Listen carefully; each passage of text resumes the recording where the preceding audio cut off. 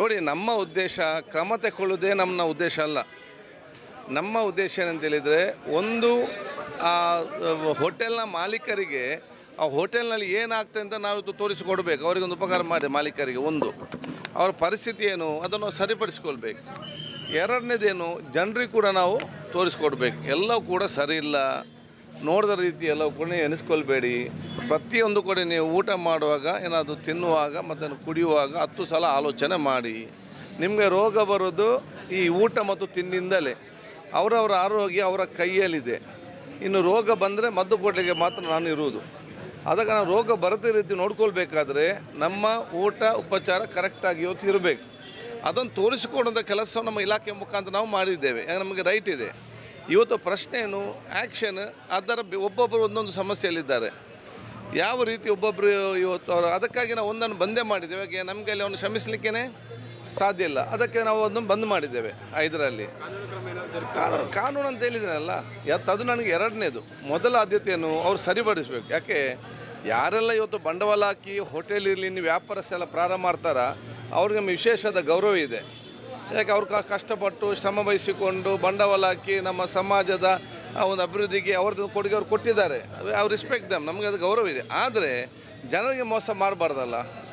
ನೀವು ಆ ಬಟ್ಟೆ ಅಂಗಡಿ ಹೋದ್ರು ಕೂಡ ಚರ್ಚೆ ಮಾಡ್ತಾರೆ, ಬಂಗಾರ ಅಂಗಡಿ ಹೋದ್ರೆ ಚರ್ಚೆ ಮಾಡ್ತಾರೆ. ಹೋಟೆಲ್ನಲ್ಲಿ ಯಾರು ಚರ್ಚೆ ಮಾಡೋದಿಲ್ಲ. ಹೋಟೆಲ್ದು ಊಟ ಮಾಡಿ ಕೊಟ್ಟ ಬಿಲ್, ಕೇಳಿದ ಬಿಲ್ಲನ್ನು ಕೊಟ್ಟು ಟಿಪ್ಸು ಕೊಟ್ಟು ನೀವು ಬರ್ತೀರಿ. ಮತ್ತು ಅಂಥವ್ರನ್ನ ಯಾಕೆ ಮೋಸ ಮಾಡಬೇಕು? ಜನರಿಗೆ ಮೋಸ ಮಾಡೋದನ್ನ ನಿಲ್ಲಿ, ನಿಮ್ಮ ವ್ಯಾಪಾರ ಕಂಟಿನ್ಯೂ ಮಾಡಿ, ನನಗೇನು ಅಭ್ಯಂತರ ಇಲ್ಲ. ಮತ್ತು ಜನರಿಗೆ ಅದಕ್ಕಾಗಿ ನಾನು ಹೇಳಿದ್ದೇನೆ, ಇನ್ನು ಮುಂದಕ್ಕೆ ನೋಡಿ, ನೀವು ದೊಡ್ಡ ದೊಡ್ಡ ಹೋಟೆಲ್ ಹೋದ ಸಂದರ್ಭದಲ್ಲಿ ಹೊರಗಡೆ ನೀವು ಎಲ್ಲಿ ಟೀ ಕುಡಿತೀರಿ, ಊಟ ಮಾಡ್ತಾರೆ, ಅಲ್ಲಿ ದೊಡ್ಡ ಟಿ ವಿ ಹಾಕ್ತಾರೆ. ನಮ್ಮ ಊಟ ಹಾಗೆ ಉಂಟು, ನಮ್ಮ ಊಟ ಹೀಗೆ ಉಂಟು ಅಂತೇಳಿ ಎಲ್ಲ ಬರ್ತದೆ. ನಮಗೆ ಅಲ್ಲಿ ಡೆಲ್ಲಿಯಲ್ಲಿದೆ, ಬಾಂಬೆಯಲ್ಲಿದೆ, ಚೈನಾದಲ್ಲಿದೆ ಅಂತೇಳಿ ತೋರಿಸ್ತಾರೆ. ಸ್ವಲ್ಪ ಕಿಚನನ್ನು ಕೂಡ ತೋರಿಸಿ ಅಲ್ಲ, ಕಿಚನ್ ಮತ್ತು ಸ್ಟೋರೇಜ್ ಕೂಡ ತೋರಿಸಿ ಜನರಿಗೆ. ನಮ್ಮ ಕಿಚನ್ ಹೀಗಿದೆ, ನಮ್ಮ ಸ್ಟೋರೇಜ್, ಅದು ನೋಡಲಿ ಜನರು. ಯಾಕೆ ಆಗೋದಿಲ್ಲ? ಜನರಿಗೆ ನೋಡಿ, ಜನ ವಿಶ್ವಾಸ ಇಟ್ಟುಕೊಂಡು ಇಷ್ಟು ವರ್ಷ ಬಂದು ಊಟ ಮಾಡಿದ್ದಾರೆ. ಈಗ ವಿಶ್ವಾಸ ಕಳೆದುಕೊಳ್ಳುವಂಥ ಪರಿಸ್ಥಿತಿ ಬಂದಿದೆ.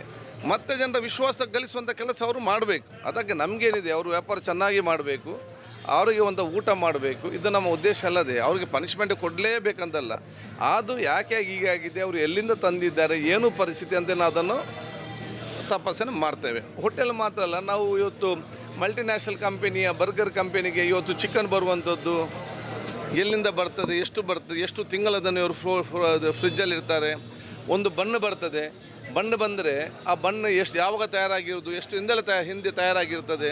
ಇವತ್ತು ಮಾಡಿದ ಬಣ್ಣು ನಾನು ನಾಳೆ ತಿನ್ನುವಾಗ ಗಟ್ಟಿ ಆಗ್ತದೆ. ಮನೆಯಲ್ಲಿ ಮಾಡಿದ್ದು 3-4 ತಿಂಗಳಿಂದ ಬಣ್ಣು ಅದು ಹಾಗೆ ಇರಬೇಕಾದ್ರೆ ಅದಕ್ಕೆ ಎಷ್ಟು ಕೆಮಿಕಲ್ ಆಗಿರಬೇಕು.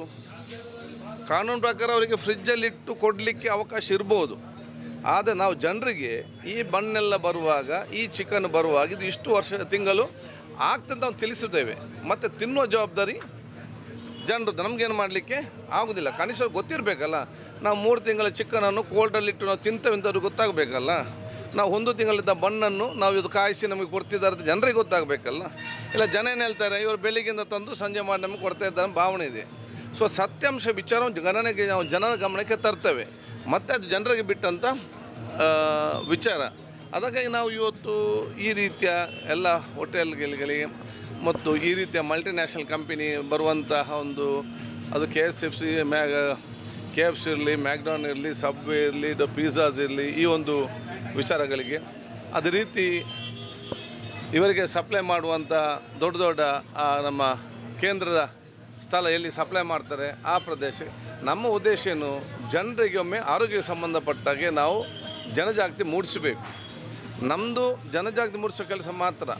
ಮತ್ತು ಕ್ರಮ ತಗೊಳ್ಳುವಂಥದ್ದು ಯಾವಾಗ ನಮಗೆ ನೋಡಲಿಕ್ಕೆ ಆಗ್ತದ, ಒಂದು ಅವರವರು ವ್ಯಾಪಾರದಲ್ಲಿ ಮೋಸ ಮಾಡದವರು ಊಟ ಕೊಡಬೇಕು.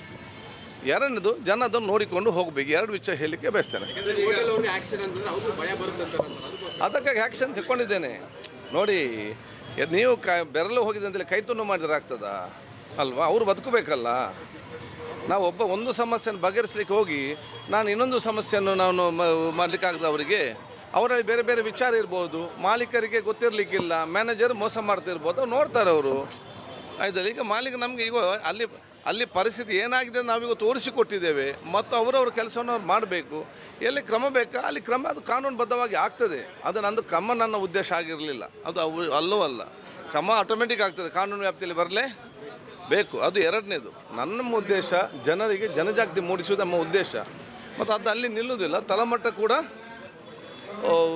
ಹೋಗ್ತದೆ. ನಮ್ಗೆ ಆರೋಗ್ಯವಂತ ಸಮಾಜ ಬೇಕು. ಯಾಕಂತ ಹೇಳಿದರೆ ಕಿಡ್ನಿ ಕ್ಯಾನ್ಸರ್ ಇವತ್ತು ಬೇರೆ ರೋಗಗಳು ಕೋವಿಡ್ ಎಲ್ಲ ಮನೆಯಲ್ಲಿ ಬರ್ತಾ ಇದೆ, ಭಾಳ ಡೇಂಜರ್ ಇದೆ. ಇನ್ನು 10 ವರ್ಷ ಹೋದರೆ ಪರಿಸ್ಥಿತಿ ಏನಂತ ನಾವು ಆಲೋಚನೆ ಮಾಡಬೇಕು. ಅದಕ್ಕೆ ನಾವು ಈಗಾಗಲೇ ಒಂದು ಜನಜಾಗೃತಿ ಮೂಡಿಸೋ ಕೆಲಸ ಆಗಬೇಕಾಗ್ತದೆ.